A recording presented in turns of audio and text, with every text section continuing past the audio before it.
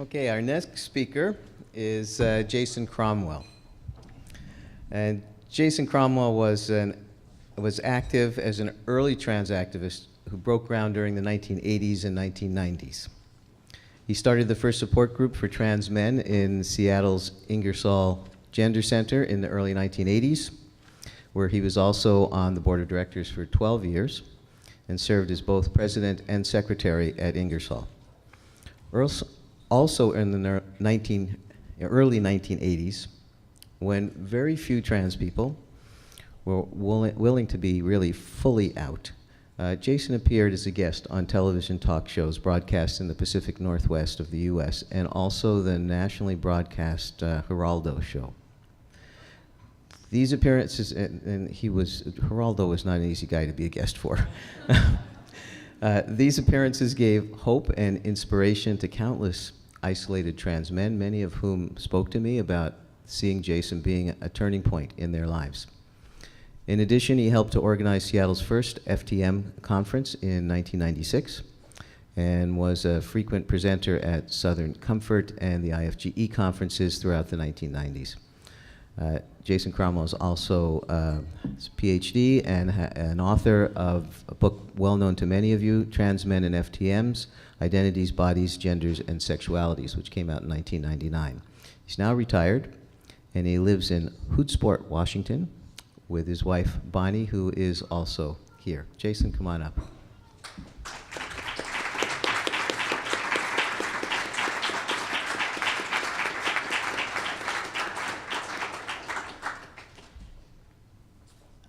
Thank you very much. It's a pleasure to be here.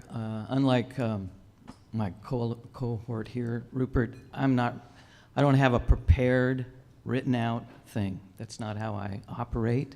I do have a few notes. First off, a little bit about my history. When I was 16 years old, I ran across in the library, public library where I lived, a magazine, I believe it was a Look magazine, that profiled 7 transsexual individuals.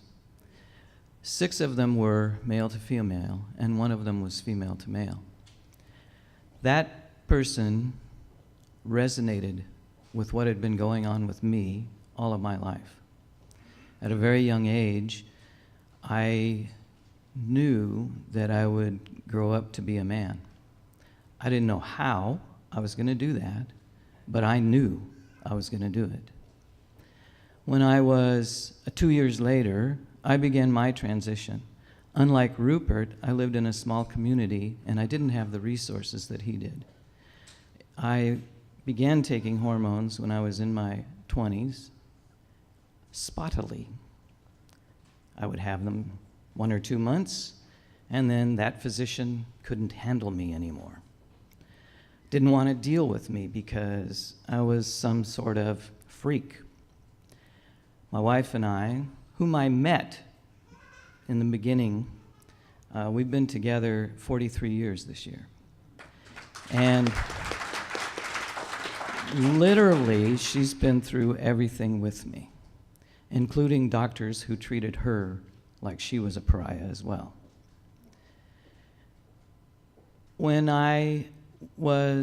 It was 8 years before I had chest surgery.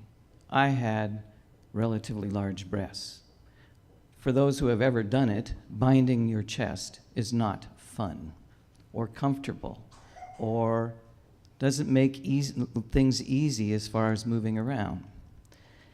The chest surgery was done by a somewhat incompetent surgeon who lied to me about his ability. I found out much later that he'd never done such a thing. So in recovery, I developed some problems and have since subsequently had 1 other surgery to remove some tissue that he left behind. Not knowing this about this particular physician, about a year later, he presented me with an article on phalloplasty, which I, of course, was very interested in, and I then agreed to let him, as it turned out, experiment on me, be his guinea pig. The surgery was not very successful, and I have never subsequently followed up on any of that kind of surgery. I learned a number of years ago that having a penis is not what makes me a man. Never has and never will. And early on in my transition, my wife and I, without asking permission of anybody, got married. We just went and did it. I have spent, until recent years, with the change in laws, I have often wondered what would happen if somebody found out that I was transgender, and would that have consequences for her upon my death? Because of the changes in the law, I don't worry about that anymore, although there still could be some consequences. We never know for sure. Besides the medical things that have happened to me and others over the course of the last 47 years,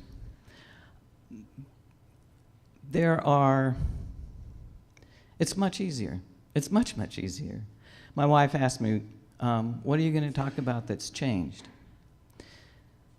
I recently, not recently, my doctor's since retired, and now I'm in the situation of finding a new doctor in an even smaller community than what I grew up in.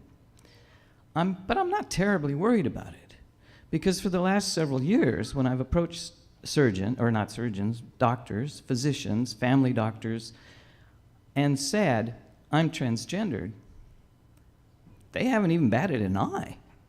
It's like, oh, well, I'm glad you told me that. Now, what are you here for? It's a relief, but I don't know about anybody else here. I still worry about it. I still worry every time I meet a new doctor. What is their response going to be? Are they going to treat me like the doctor who insisted every time I go in for hormones that I have a gynecological exam? I don't know what he was expecting down there to change from the hormones, because I didn't get them often enough for anything really to change at that point in my life. But he insisted, until finally I just had enough with that and quit seeing him and went another 4 years without hormones. One of the things that I think is very important that's changed is that there is the acceptance that there is, especially in the medical field, that there is among people in the public. I've been out of the closet, I've been in the closet, I've been out of the closet, and I am basically in the closet right now with all of my friends. It was with great trepidation that I really recently came out to some friends of mine. I've known them for about 3 years, and we mentioned that we were coming to Victoria. Oh, what are you going for? I've been looking for this opportunity, for this window to come out to these people. And I thought, okay, here we go. But I still was worried. I was concerned that they would think that, as other people have in the past, that I had betrayed them, that I hadn't trusted them enough to tell them. I've wanted to tell these particular people because of Caitlyn Jenner. Why, Caitlyn? Because of the jokes. Because of the jokes. This is an experience I had a couple of years ago. My brother, who has always respected me, one of the first people to say, hey bro, to me, his wife posted the Bruce Jenner Wheaties box, the Caitlyn Jenner Fruit Loops box. She had also recently posted something about not being judgmental. Being the outspoken person that I am, I sent her a message and I said, this seems very judgmental. Her response was to slam me and tell me that I was being too sensitive. How many of us have been told when we respond to something that we're too sensitive. Yeah, I don't need to see hands. I know we have. I don't know what to do about these things. I was active, as mentioned, for a number of years. I got burned out. And I don't know what to do about the jokes. I wanted to come out to these people so that I could respond to those jokes and not shock them. I think it was better for me to tell them than for them to read a response to something like the jokes. I don't know what to. I live in a very, very small community. In fact, we live 7 miles outside of town. We don't have a stoplight. I think we have 3 stop signs. And we are on a highway that goes right through town. I don't even know what our population is. We looked it up one time, and I think full-time residents is around 250. There is a transgendered person in town. I don't know how to reach out. I don't know how to do that anymore. I don't know if I want to. Because what happens then? You know, what happens then? Do I give up a part of my life again to help somebody? I don't know. I came here hesitantly. Aaron had to do some talking because I'm comfortable in my life right now. I'm comfortable with who I am. I'm comfortable with the fact that I'm transgendered, but I don't want to wear that label anymore. I just want to be me out in the world.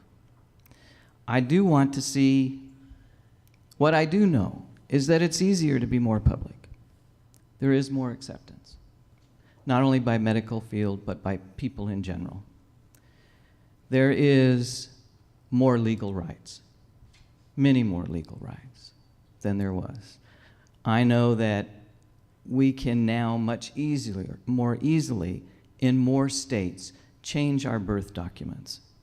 It's not true in the state I was born, but on principle, a long time ago, I decided not to do a legal name change because I am not also known as my birth name. I haven't been for 47 years. I'm not going to start up that again. So, but I also don't care about that anymore. I am thrilled, absolutely thrilled that people can get their birth certificates changed. It makes so many things so much easier. I don't need to do that anymore. It's unimportant to me. Another thing that I think is very, very important that has changed. There is far less pressure to be cis-normative.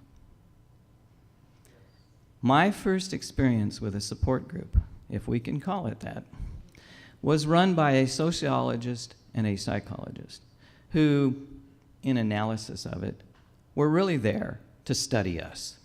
They weren't really there to offer support. Myself and another fellow that I've lost track of were the only FTMs.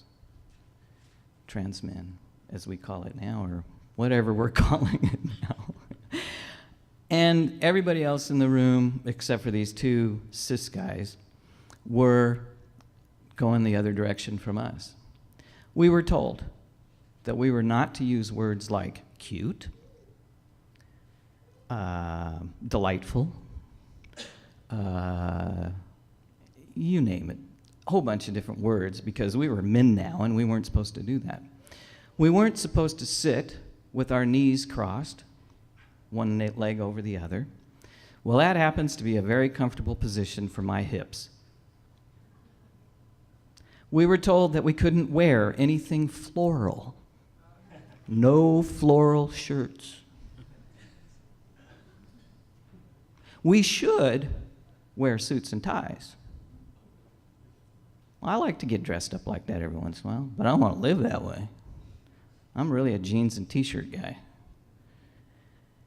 So there were all of these things that we were supposed to be because we were now men. I don't see that so much anymore. Maybe because I'm not as connected as I used to be, but I can look around in this room and tell you that it ain't happening like it used to.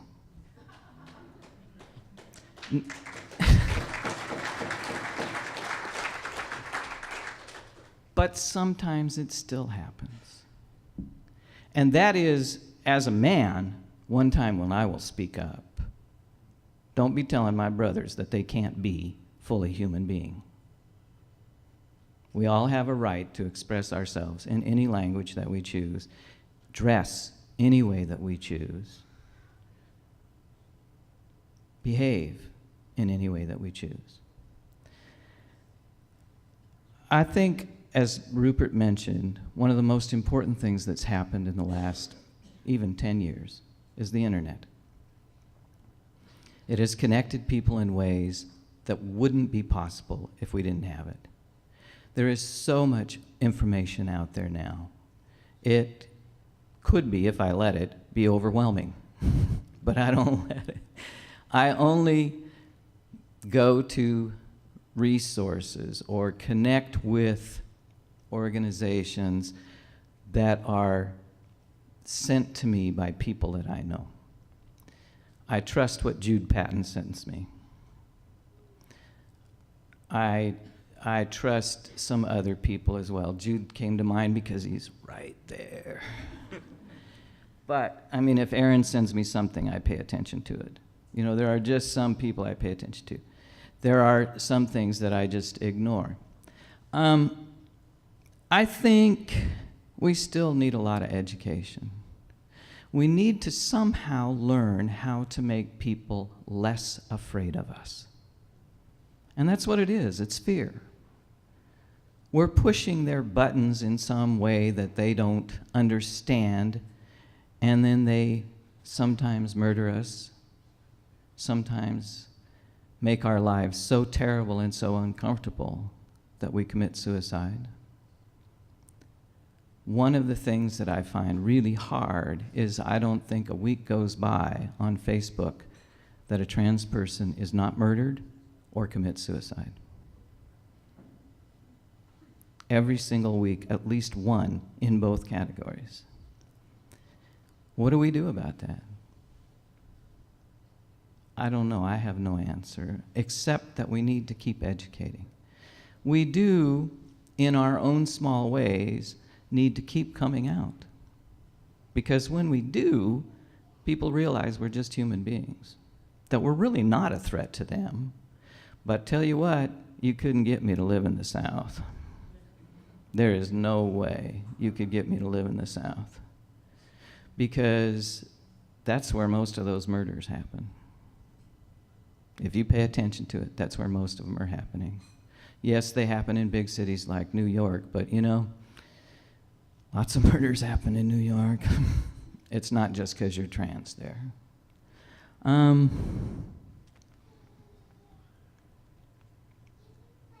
I think that one of the things that I'd like to see happen in the future is I want to see a history.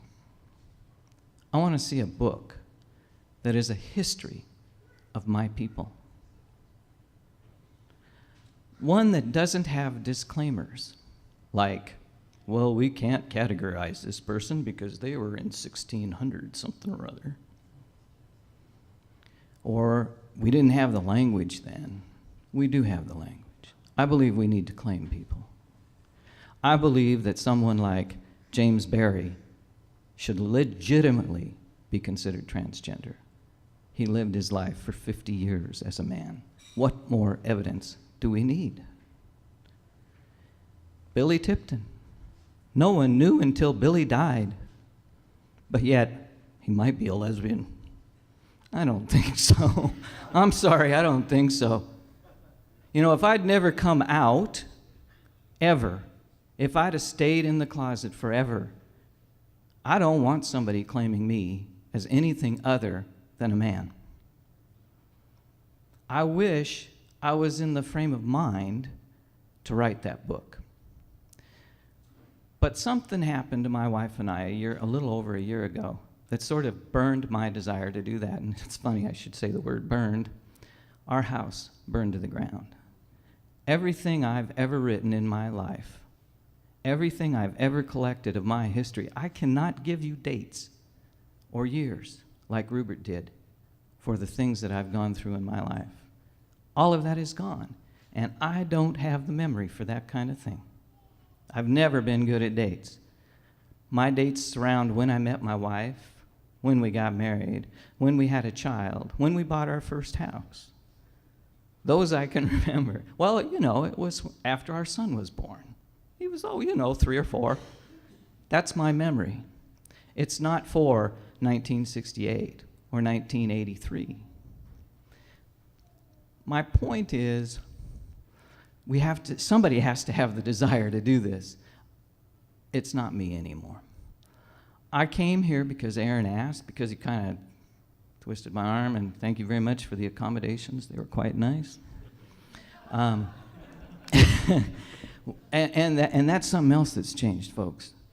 When I first started doing this work and going to the conferences, every penny came out of my pocket. Well, my wife made more money than me, so I had to borrow some from her. Okay. I want to say one other thing that hasn't changed. I still got all my hair. I have a little receding hairline, but I still got all my hair. One thing that hasn't changed, I still don't have the beard I want.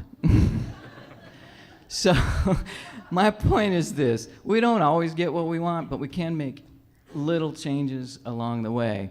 I do stand up when it's necessary. I'm not against being in the closet, but what I am trying to say is I don't have that passion anymore. I retired. I did so back in early, I guess it was probably 2000. I don't miss that work. It was a burnout. Rupert's mentioned what's happened to him. It's a burnout. I respect every single one of the people who are doing that work. Keep doing it as long as you can. And hopefully, because this is what happened to me, part of the reason I quit is because I didn't get the support around it that I needed. My wife was supportive, but that was about it. People in the community didn't seem that supportive. And as a person who's doing this work, when you can't go to your fellow people and say, man, I'm really feeling burned out, what do I need to do here? When you can't even feel like you can do that, something needs to change in that regard too. I encourage everybody who's an activist right now to reach out to other activists and give them the support for the work they're doing. We don't need to feel like we're the only ones doing it. Obviously, there's a lot of people here that are doing really great work, and I applaud all of you. Thank you.